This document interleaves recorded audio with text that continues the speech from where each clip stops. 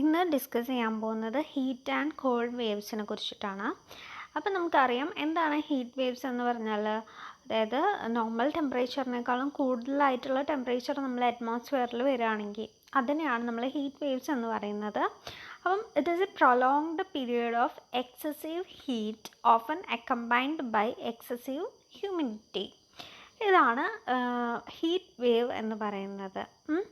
The weather is noticeably warmer than normal for the time of year and climate, and develops slowly and kills animals and people nationwide in average year more than any other disasters.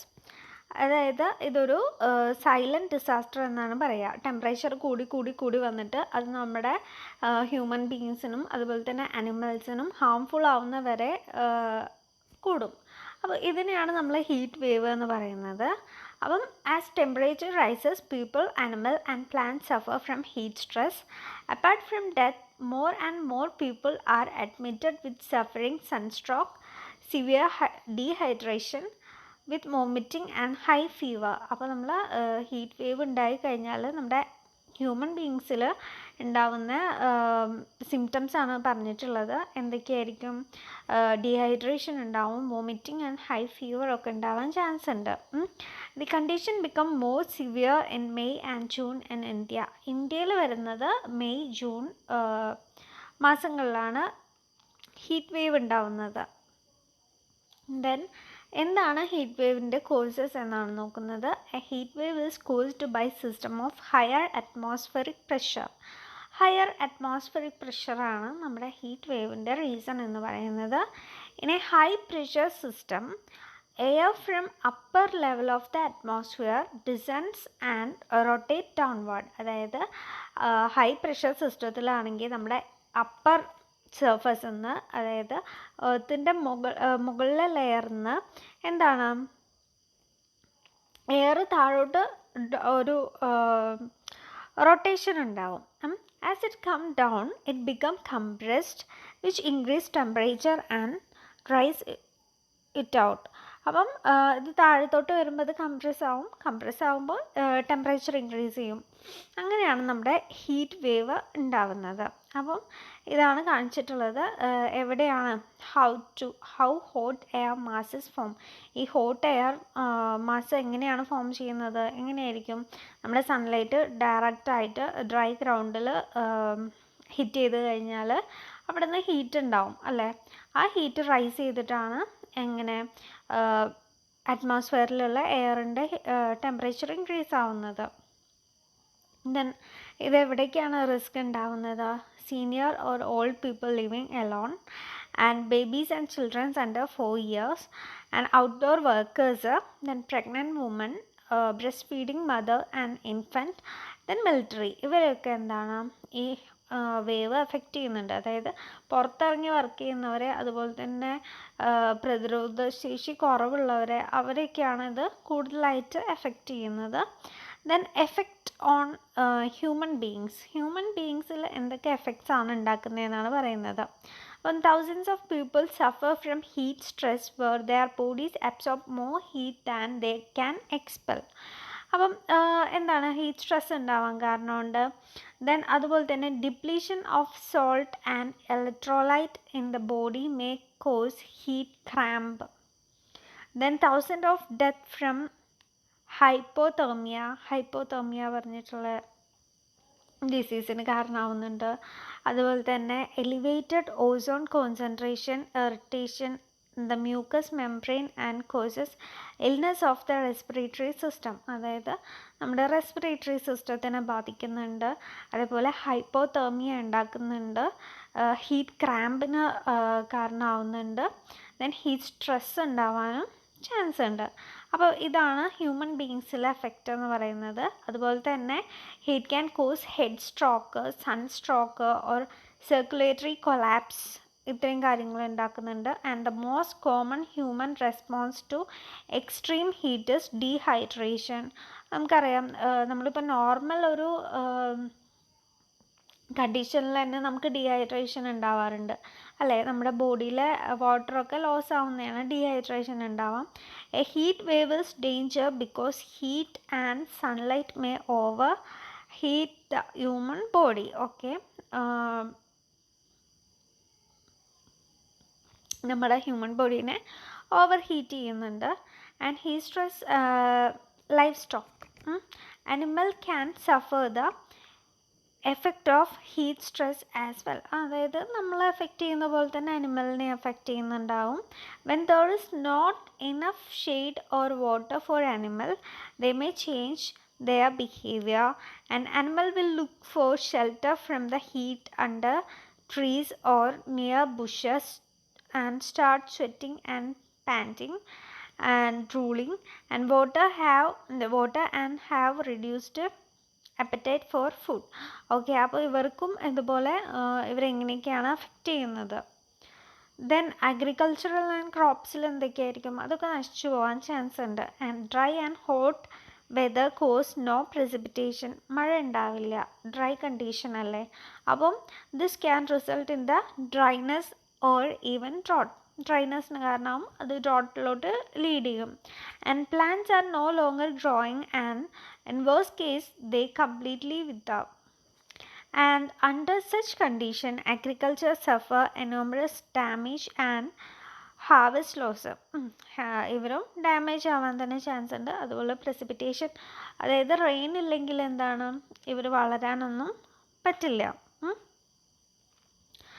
Plant start dye from the effect of heat wave.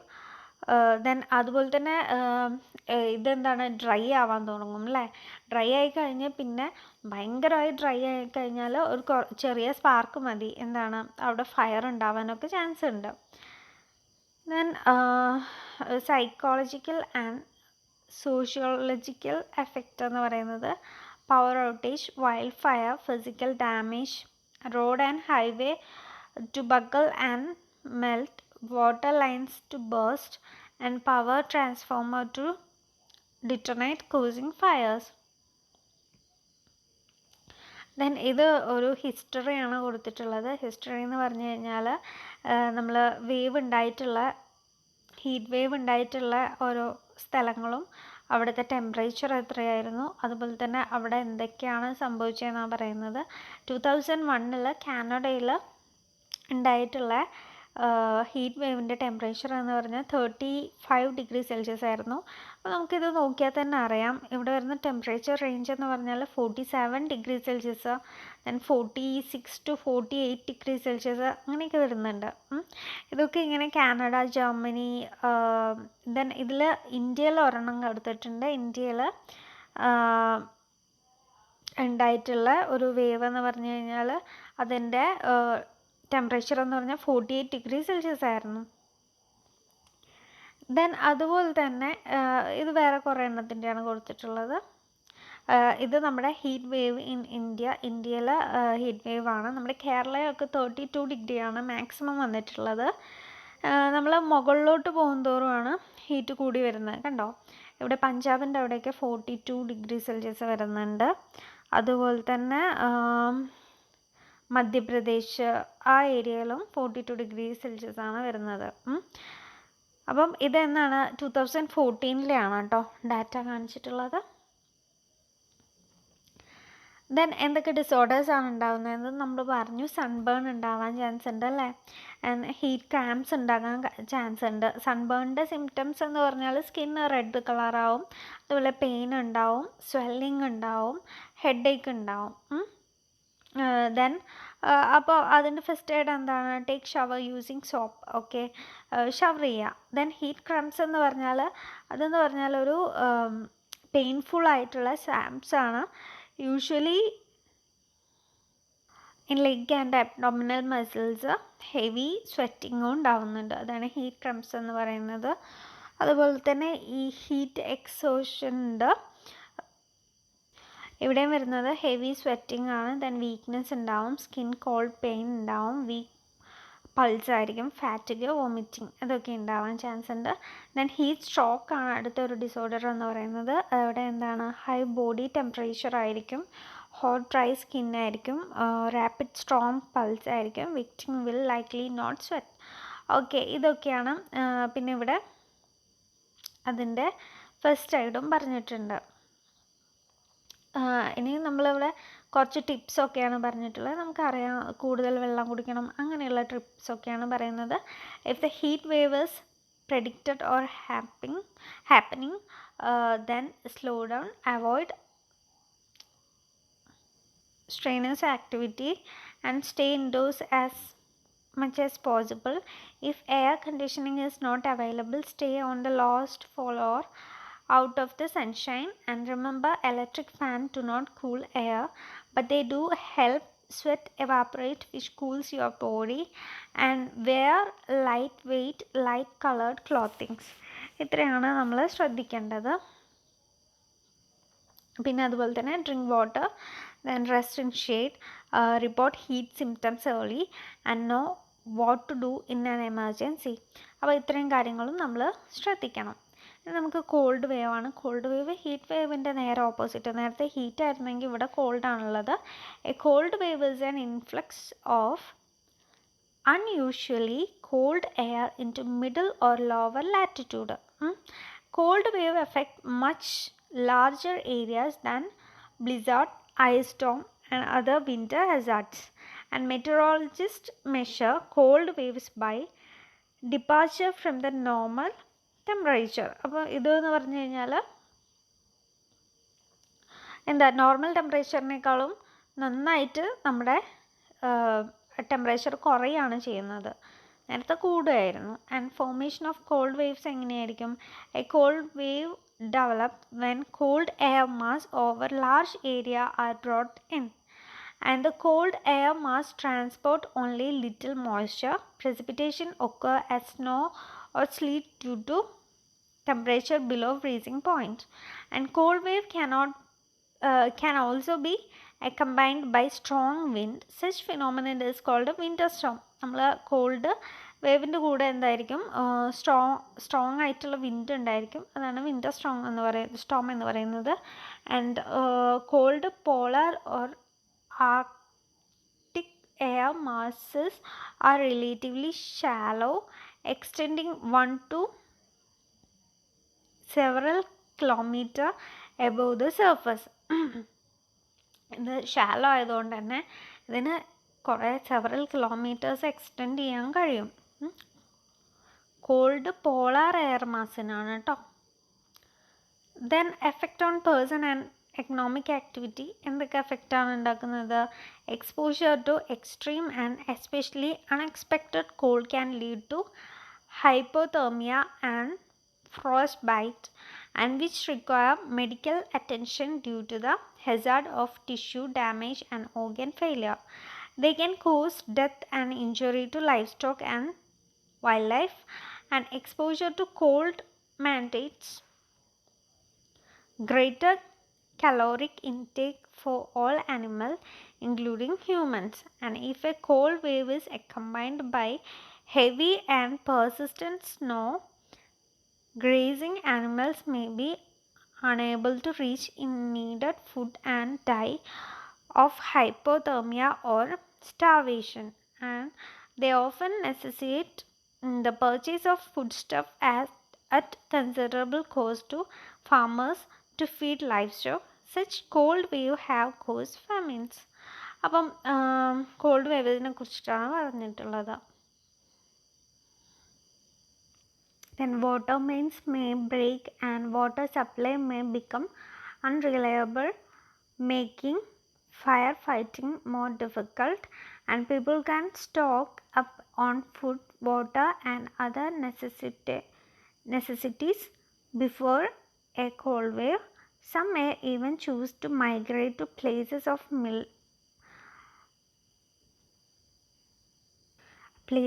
milder climate, at least during the winter. Then effect of cold wave on other sectors. Then death caused by cold weather in comparison to hot weather is true as a result of the after effect of this temperature. And demand for electrical power and fuel rises dramatically during such times, and some metal may become brittle at low temperature, and motor vehicle may fail as antifreeze fail and motor oil gel, resulting even in the failure of the transportation system. Then fire become even more of a hazard during extreme cold. Then cold വെതറിൽ ഉണ്ടാകുന്ന injuries ആണ് ഈ കാണിച്ചിട്ടുള്ളത്. Frost byte എന്ന് പറയുന്നത് ഈ ഫിഗറിൽ കാണിച്ചിട്ടുള്ളതാണ്. True freezing injury of tissues. Freezing കാരണം ഉണ്ടാകുന്ന ടിഷ്യൂസിൽ വരുന്ന ഇഞ്ചുറിയാണ്. Onset signal by sudden blanching of the skin of nose, ears, cheeks, toes followed by tinkling. And അപ്പം then frostbite has declared itself and these areas are painless ആയിരിക്കും ഇതെന്ന് പറയുന്നത്. And intense coldness followed by numbness ഉണ്ടായിരിക്കും. അതായത് നമുക്കവിടെ ഒരു മരവിച്ചിട്ടുള്ള feeling ആയിരിക്കും ഉണ്ടാവുന്നത് എന്നാണ് പറയുന്നത്. ആൻഡ് അതിൻ്റെ ട്രീറ്റ്മെൻറ്റും കാര്യങ്ങളൊക്കെ പറഞ്ഞിട്ടുണ്ട്. അതുപോലെ അടുത്തതെന്ന് പറയുന്നത് സ്നോ ബ്ലൈൻഡ്നെസ് ആണ്. ഇത് കാരണം ഇതെങ്ങനെയാണ് ഉണ്ടാവുന്നത്? ലൈറ്റ് റിഫ്ലക്ഷൻ ഓഫ് സ്നോൻ്റെ ലൈറ്റ് റിഫ്ലക്ഷൻ കാരണമാണ് ഉണ്ടാവുന്നത്. ഇതിലെന്താ ഉണ്ടാവുന്നതെന്ന് വെച്ച് കഴിഞ്ഞാൽ സൈൻസ് ആൻഡ് സിംറ്റംസ് എന്ന് പറയുന്നത് റെഡ് ഇച്ചി ഐസ് ആയിരിക്കും. ദെൻ സെൻസിറ്റിവിറ്റി ടു ലൈറ്റിനോട് സെൻസിറ്റീവ് ആയിരിക്കും. അപ്പം ഇതിൻ്റെ എങ്ങനെയാണ് ട്രീറ്റ് ചെയ്യുകയെന്ന് വെച്ചാൽ stay indoors and rest eyes, bandage eyes. നമുക്ക് ഐക്ക് റെസ്റ്റ് കൊടുത്താൽ തന്നെ ഈ സംഭവം മാറുള്ളൂ. അടുത്ത അറിയാം ഡീഹൈഡ്രേഷനാണ്. ഡീഹൈഡ്രേഷൻ എന്ന് പറഞ്ഞാൽ ബോഡി മോയ്സ്ചർ ലോസ് ആവുന്നതാണ് ഡീഹൈഡ്രേഷൻ. ആൻഡ് ഡ്രൈ എയർ ആയിരിക്കും. Cold, diuresis and not enough fluid intake. ഇൻടേക്കിന് വേണ്ടിയിട്ട് നമുക്ക് ഫ്ലൂയിഡ് ഒന്നും അവൈലബിൾ ആവില്ല. സോ ഇതിൻ്റെ സൈൻ എന്ന് പറഞ്ഞാൽ ഡ്രൈ ലിപ്സ് ആൻഡ് മൗത്ത് ആണ്. And dark yellow or orange urine ആയിരിക്കും. ആൻഡ് ഫാറ്റിഗ്യൂ. അപ്പോൾ ഇത്രയാണ് എന്താ പറയുക ഇതിൻ്റെ മെയിൻ ആയിട്ടുള്ള സിംറ്റംസ് എന്ന് പറഞ്ഞാൽ എഫക്റ്റ് എന്ന് പറഞ്ഞാൽ ഡീഹൈഡ്രേഷൻ. ഇനി ഹൈപ്പോതെർമിയ എന്ന് പറഞ്ഞിട്ട് ഒരെണ്ണം കൂടി ഉണ്ട്. ഇതെന്ന് പറഞ്ഞാൽ നമ്പർ 1 കില്ലറാണ്. Loss of 40 Fahrenheit F or more body temperature. Wet body contributes ആണ്. ആൻഡ് കോസ് എന്ന് പറഞ്ഞാൽ കണ്ടിന്യൂഡ് എക്സ്പോഷർ ആണ്. Depleted energy supply. ഓക്കെ, ഇതാണ് അതിൻ്റെ സിംറ്റംസ് എന്ന് പറയുന്നത്. ഷിവറിങ് ആയിരിക്കും, slow and shallow breathing and slow speech ആയിരിക്കും. ദെൻ ഇതിൻ്റെ ട്രീറ്റ്മെൻ്റ് ആണ് കാണിച്ചിട്ടുള്ളത്. അപ്പോൾ അതൊക്കെയാണ് ഇമ്പോർട്ടൻ്റ് ആയിട്ടുള്ള എന്താ പറയുക നമ്മുടെ എഫക്റ്റ് എന്ന് പറയുന്നത്. സോ നമ്മൾ ഇതിന് എങ്ങനെയാണ് ആ സമയത്ത് നമ്മൾ ഡ്രസ്സിങ് ഒക്കെ ശ്രദ്ധിക്കണം. അതായത് ക്ലീൻ ആവണം. അതുപോലെ തന്നെ ഓവർ ഹീറ്റിംഗ് അവോയ്ഡ് ചെയ്യണം. ദെൻ ലെയറായിട്ടുള്ള ക്ലോത്തിങ് വെയർ ചെയ്യണം. അതുപോലെ തന്നെ അതിന്ന് സർവൈവ് ചെയ്യാൻ നമുക്കൊരു കോൾഡ് വെതർ സർവൈവൽ കിറ്റൊക്കെ ഉണ്ട്. അതിൻ്റെ അകത്ത് എന്തൊക്കെയായിരിക്കും വേണ്ടത്? Waterproof matches and fire starter and signalling devices, knife, pressure bandage, cold climate lip balm, sunglasses and compass, water container, small amount of concentrated food and foil survival blankets. ഇത്രയും കാര്യങ്ങളാണ് നമ്മുടെ called weather survival കിറ്റിൽ വേണ്ടത്.